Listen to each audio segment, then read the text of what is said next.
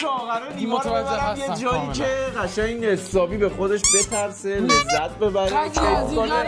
یعنی من عاشق این ویدیوهایم که دهن نیما رو سرویس میکنم بچه. یعنی اصلا از درون آرام میشم، میگم آفرین نیما، تو دقیقاً کاری که واسش آفریده شدی و به خوبی انجام میدی. حالا ماجرای این ویدیو از چه قراره؟ قراره من به ترسم غلبه کنم. خیر سرش. دقیقاً آفرین، خیر سرم قراره به ترسم غلبه بکنم. حالا یه گامی هم همراهیمون میکنه دیگه.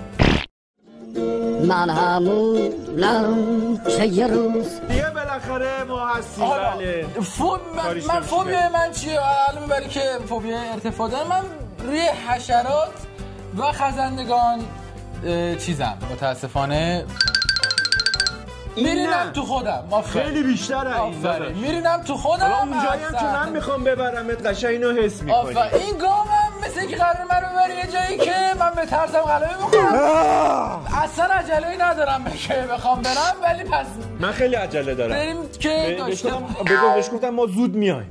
تو گو خوردی. گفتم خیلی زود میایم. خیلی گو خوردی. گفتم اونجا رو خیلی آماده کنید. اونجا که ما وارد شدیم قشنگ یه ورود خیلی پرشکوهی داشته باشیم. همین ورود تو خودته بعد از آره. پس بریم با هم بریم سریعتر ببینم چه اتفاقاتی قراره برای من بیفته. امیدوارم که سالم از این میدون به در برم. پس با هم بریم داشته باشیم.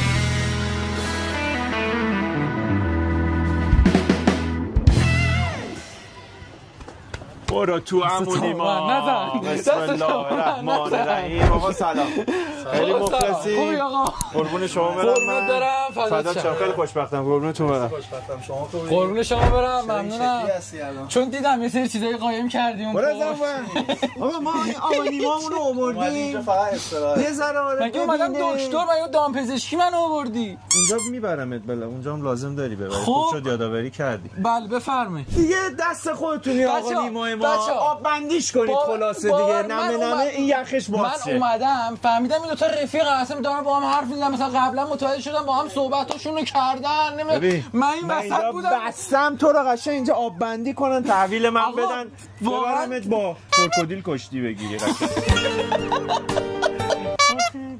خب استاد ما باید چیکار کنیم الان؟ شما خودت از سطح یک شروع کن بریم. خب از سطح یک شروع کن بریم. رنگت هم رنگ رفیقت بشه دیگه. سفید. من قراره چه رنگیشم؟ تو همینجوری سفید خوبی داره. ای بابا امنیت ما هم به خطر افتاد که. قراره یه سری حیونا رو بیارم